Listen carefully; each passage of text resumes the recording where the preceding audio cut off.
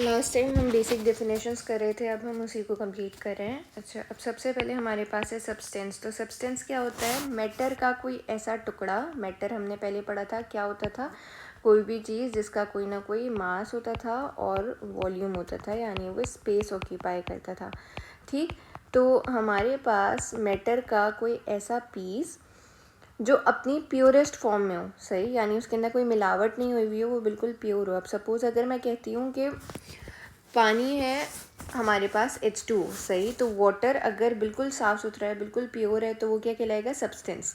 लेकिन अगर बारिश होती है और वो पानी फिर गिरता है और उसके अंदर कुछ इम्प्योरिटीज़ ऐड हो जाती हैं, डर्ट वगैरह ऐड होती है और भी कुछ सब्सटेंसेस उसके अंदर ऐड हो जाते हैं, कंबाइन हो जाते हैं, तो वो प्योर तो नहीं रहा, उसके अंदर मिलावट हो गई, कुछ ना कुछ मिल गया उसके अंदर, तो अब वो सब्सटेंस नहीं कहलाएगा। सही, तो सब्सटेंस क्या होता है कि मैटर की ऐसी फॉर्म जो बिल्कुल प्योर हो, सही, जिसके अंदर कोई मिलावट नहीं हो, उसको हम सब्सटेंस कहते हैं।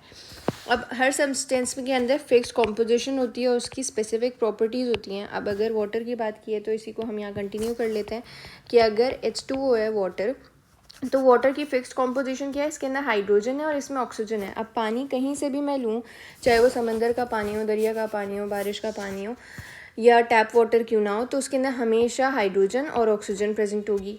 ठीक, और कॉम्पोजिशन उसकी हमेशा सेम होगी। इसके अलावा हाइड्रोजन कितनी होगी? जैसे यहाँ पर लिखा हुआ है H2 और O, तो इसका मतलब 2 हाइड्रोजन होंगे हमेशा और 1 ऑक्सीजन होंगे हमेशा, चाहे वो कहीं का भी पानी हो। अगर वो अपनी प्योरेस्ट फॉर्म में है तो उसके अंदर फिक्स्ड कॉम्पोजिशन होगी और उसके स्पेसिफिक प्रॉपर्टीज़ होंगी। यानी वाटर का जो बॉइलिंग पॉइंट है 100 डिग्री सेंटीग्रेड है अगर, तो हमेशा हर तरह के पानी का, अगर वो प्योर है, अगर वो सब्सटेंस है, तो उसके अंदर 100 डिग्री सेंटीग्रेड होगा, यानी उसकी प्रॉपर्टीज़ भी चेंज नहीं होती हैं। ठीक, अच्छा, हर सब्सटेंस की फ़िज़िकल और केमिकल प्रॉपर्टीज़ होती हैं, ये बात अभी हमने की। और एग्जांपल्स यहाँ पर लिखी हुई हैं: टिन, सल्फ़र, डायमंड, वाटर और प्योर शुगर, टेबल सॉल्ट जो हमारे पास नमक होता है, सोडियम क्लोराइड और बेकिंग सोडा, ये सारी एग्जांपल्स हैं। अच्छा, अब यहाँ पर लिखा हुआ, अब ये सॉल्ट है, नमक, डायमंड, सल्फ़र, ये सारी चीज़ें। अच्छा, अब आगे आ जाते हैं एलिमेंट। एलिमेंट क्या होता है? सब्सटेंस होता है, यानी एलिमेंट भी हमेशा प्योर फॉर्म में होगा और हर element same type of atom से मिलके बनेगा। एटम अभी हमने देखा था।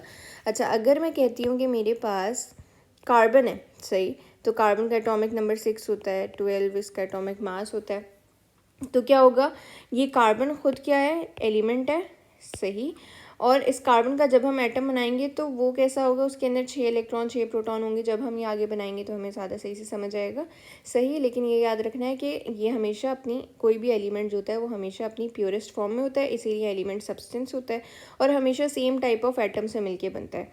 इसका एटॉमिक नंबर जो होता है वो हमेशा सेम होता है, यानी कार्बन कहीं से भी ले उसका एटॉमिक नंबर 6 ही रहेगा और वो चेंज नहीं हो सकता, यानी ये कार्बन मज़ीद टूट के कुछ और नहीं बना सकता, सही। किसी भी केमिकल रिएक्शन से ये कार्बन टूट के कुछ नहीं बनाएगा। अच्छा, इसको समझने के लिए हम ये देख सकते हैं कि सपोज़ अगर मैं कहती हूँ मेरे पास H2 है वाटर का अगर मैं रिएक्शन करवाऊँ तो मैं इसको तोड़ के हाइड्रोजन और ऑक्सीजन बना सकती हूँ, सही। लेकिन ये जो हाइड्रोजन है, चलो इसको भी हम तोड़ सकते हैं। इस H2 को हमने तोड़ दिया किसी ना किसी रिएक्शन के थ्रू और इसके अंदर हमने 2 हाइड्रोजन बना लिए। लेकिन अब ये जो हाइड्रोजन है ना, ये खुद एक एटम है, ये खुद एक एलिमेंट है। अब ये मज़ीद नहीं टूट सकता, तो इसीलिए एलिमेंट के साथ ये लिखा हुआ है कि कैन नॉट बी डीकम्पोज, यानी ये मज़ीद नहीं टूट सकता है अपने से ज़्यादा सिंपलर सब्सटेंस में, यानी खुद ये सबसे ज़्यादा सिंपल है। अच्छा, ये फ्री स्टेट में भी हो सकता है, कंबाइंड स्टेट में भी हो सकता है, सॉलिड, लिक्विड, गैस की फॉर्म में भी हो सकता है। आगे ये चीज़ है जो MCQs में आ सकती है कि 118 एलिमेंट्स हैं जो आज तक डिस्कवर हुए हैं, जो आपके पीरियोडिक टेबल में लिखे हुए हैं। आगे केमिस्ट्री पेज में मेरे ख्याल में 59 है, वहाँ पर पीरियोडिक टेबल बना हुआ है, तो वहाँ पर ये 118 एलिमेंट्स हैं जो आज तक डिस्कवर हुए हैं।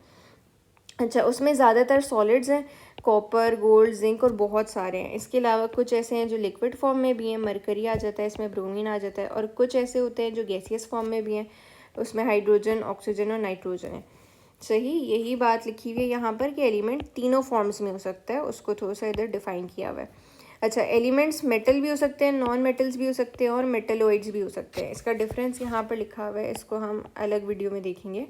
अच्छा, अब आगे आते हैं, सिंबल क्या होता है। अगर मैंने यहाँ पर बात की कार्बन की, तो कार्बन को अगर मैं लिखूँ तो कार्बन ये होता है, और इसको रिप्रेजेंट किस तरह से करेंगे? C से रिप्रेजेंट करते हैं, सही। इसी तरह अगर मैं लिखती हूँ हाइड्रोजन, तो हम हाइड्रोजन पूरा तो नहीं लिख सकते पीरियोडिक टेबल के अंदर, तो हम क्या लिखते हैं, खाली H से रिप्रेजेंट करते हैं। इसी तरह अगर ऑक्सीजन है तो ऑक्सीजन को हम पूरा नहीं लिख सकते, इसलिए हम इसको खाली O से रिप्रेजेंट करते हैं। अगर हमारे पास ब्रोमीन है, ठीक, तो ब्रोमीन को हम कैसे लिखते हैं, कैपिटल B और स्मॉल r से रिप्रेजेंट कर रहे होते हैं इसको, ठीक। अच्छा, तो क्या होता है, ये जो शॉर्टकट मेथड लिखे हुए हैं यहाँ पर, यानी हम इसकी जो एब्रीवेशन लिखी हुई है उसको हम क्या कहते हैं, सिंबल कहते हैं। तो ब्रोमीन का सिंबल Br, कार्बन का सिंबल C, हाइड्रोजन का सिंबल H और ऑक्सीजन का सिंबल O है। सिंबल क्या होता है, डेफिनेशन यहाँ से आ सकती है कि एब्रीवेशन है to represent the name of element, यानी एलिमेंट का अगर पूरा नाम है तो उसको रिप्रेजेंट करने के लिए हम सिर्फ उसको एक सिंबल दे देते हैं, उसको एब्रीवेशन दे देते हैं, ठीक। अच्छा, और ये किस लैंग्वेज में हो सकता है, English language, Latin language, Greek language और जर्मन लैंग्वेज में भी हो सकता है। अच्छा, अब यहाँ पर आ जाते हैं, यहाँ पर सिंबल्स हैं, किस तरह से हो सकते हैं कि एक लेटर पे भी कंसिस्ट कर सकते हैं और 2 लेटर पे भी। सपोज़ कार्बन है तो इसका सिंबल 1 लेटर है, और ब्रोमीन है तो इसके अंदर 2 लेटर्स हैं, B है और R है, यानी 2 लेटर्स पे कंसिस्ट कर रहा है। Every symbol starts with capital letter, as carbon with C और सल्फर विद S। अब यहाँ पर कार्बन लिखा है मैंने, तो कार्बन का किस तरह से हम लिखेंगे, कैपिटल लेटर से स्टार्ट होना है, हमेशा हर सिंबल कैपिटल लेटर से स्टार्ट होगा। इसी तरह हाइड्रोजन है तो इसका सिंबल H कैपिटल लेटर से स्टार्ट हुआ है। ऑक्सीजन है तो इसका सिंबल O कैपिटल लेटर लिखा है मैंने, कैपिटल O लिखा है। इसी तरह अगर उसके अंदर 2 लेटर्स होंगे, सपोज यहाँ पर ब्रोमीन है तो आगे क्या लिखा हुआ है, symbol is second letter then start with capital and second will be in small letter, ठीक है। जिस तरह से यहाँ पर ब्रोमीन है तो ब्रोमीन का फर्स्ट लेटर हमेशा कैपिटल होगा और सेकेंड लेटर को हम स्मॉल करके लिखते हैं, तो ब्रोमीन में हमने Br लिखा हुआ है। इसी तरह हीलियम के लिए हमने H को कैपिटल लिखा है और E को स्मॉल लिखा हुआ है। इसी तरह सोडियम में हमने N को कैपिटल लिखा है, A को स्मॉल A लिखा हुआ है। क्रोमियम को कैपिटल C लिखा है और R को स्मॉल R लिखा हुआ है। अच्छा, ये लिखा हुआ है कि जिस तरह से हाइड्रोजन है तो इसका रूट हमारे पास क्या है, ग्रीक लैंग्वेज है। इसी तरह यहाँ पर नाइट्रोजन ग्रीक लैंग्वेज है, और यहाँ पर देख लेते हैं सोडियम है तो सोडियम लैटिन लैंग्वेज से आया है, इसीलिए इसका जो सिंबल होता है वो S नहीं होता बल्कि क्या होता है, Na होता है, क्योंकि लैटिन लैंग्वेज में से नेट्रियम कहते हैं, तो Na लिखा हुआ है। इसी तरह सबकी लैंग्वेजेस यहाँ पर लिखी हुई हैं।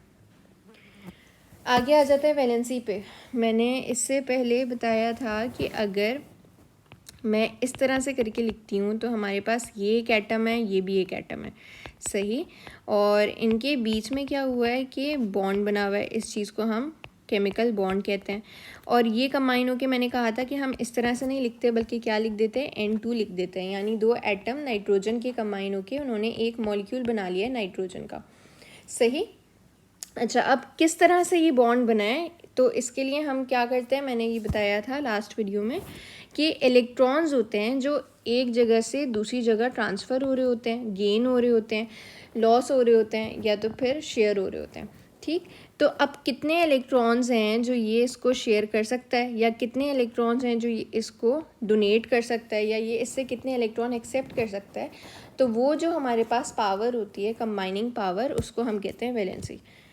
यहाँ पर लिखा हुआ है the combining power of an element with other element is called valency, कि अपने कितने इलेक्ट्रॉन्स ये शेयर कर सकता है। अब इसको डिटेल में आगे जब बनाएंगे तब देखेंगे, लेकिन अभी इसको इस तरह से देख लेते हैं कि अगर हमारे पास HCl है तो हाइड्रोजन अपना एक इलेक्ट्रॉन इसको दे देता है, ठीक है, यानी अपना एक इलेक्ट्रॉन इससे शेयर करता है क्लोरीन से, और इनके बीच में एक बॉन्ड बन जाता है, यानी ये दोनों कंबाइन हो जाते हैं, हाइड्रोजन क्लोराइड बन जाता है ये, सही, या हाइड्रोक्लोरिक एसिड बना लेता है ये। तो इसने कितना कंबाइन किया, यानी इसकी कितनी पावर थी, 1 इलेक्ट्रॉन, तो इसकी वैलेंसी क्या हो गई, 1 हो गई। अब प्लस है या तो फिर माइनस है, ये कैसे पता चलता है, प्लस का मतलब होता है और माइनस का मतलब होता है, माइनस का मतलब होता है कि गेन ऑफ इलेक्ट्रॉन हुआ है, और प्लस का मतलब होता है लॉस ऑफ इलेक्ट्रॉन हुआ है, सही। तो यहाँ पर हाइड्रोजन ने इसको एक इलेक्ट्रॉन दे दिया, यानी इसने अपना एक इलेक्ट्रॉन लॉस किया है, तो इसके ऊपर क्या आ गया, पॉजिटिव आ गया, और कितना दिया है, 1 दिया है, इसीलिए इसका हमारे पास +1 आई है वैलेंसी। इसको यहाँ पर लिख देते हैं कि यहाँ हाइड्रोजन की वैलेंसी कितनी है, +1 है, सही। अच्छा, अब यहाँ पर the valency depend upon the number of electron in the outermost shell, यही बात है कि इसके जो हाइड्रोजन है इसके वैलेंस शेल में, इसके आखिरी शेल में एक इलेक्ट्रॉन था, इसने अपना एक इलेक्ट्रॉन इसको दे दिया, और इसके अलावा कितना गेन कर सकता है, लॉस कर सकता है या शेयर कर सकता है, इसके ऊपर डिपेंड करता है। ये सारा यहाँ पर वैलेंसी का टेबल चार्ट बना हुआ है। अच्छा, आगे हमारे पास है केमिकल फार्मूला। तो केमिकल फार्मूला क्या होता है कि हमारे पास अभी जिस तरह से वाटर मैंने कहा, तो वाटर हम हमेशा केमिस्ट्री में इस तरह से पूरा नहीं लिखते, बल्कि क्या करते हैं, इसको H2O करके लिख रहे होते हैं। तो ये जो हमारे पास H2O लिखा हुआ है, ये कहलाता है इसका केमिकल फार्मूला। केमिकल फार्मूला में हमें क्या क्या पता चल रहा होता है, chemical formula represents the symbol of element. यहाँ पर सिंबल पता चल रहा है, हाइड्रोजन है और ऑक्सीजन है। इसके अलावा रेशियोज ऑफ एलिमेंट पता चल रहा है कि यहाँ पर हाइड्रोजन और ऑक्सीजन अगर प्रेजेंट है तो किस रेशियो में प्रेजेंट है। यानी हाइड्रोजन है तो वो 2 हाइड्रोजन है, और ऑक्सीजन है तो कितने ऑक्सीजन है, 1, यानी 2:1 के रेशियो में। सही। यहाँ पर सेम यही एग्जाम्पल लिखी हुई है। Chemical formula of water is H2O, which indicates that 2 atom of hydrogen combines with 1 atom of oxygen। और इसके अलावा दूसरी एग्जांपल NH3 लिखी हुई है, तो इसके अंदर देखें तो नाइट्रोजन के नीचे कोई नंबर नहीं है, यानी 1 है, और हाइड्रोजन के नीचे 3 लिखा हुआ है।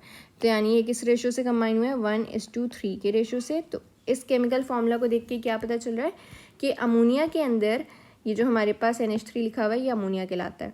अमोनिया के अंदर 1 नाइट्रोजन है और 3 हाइड्रोजन प्रेजेंट है। सही।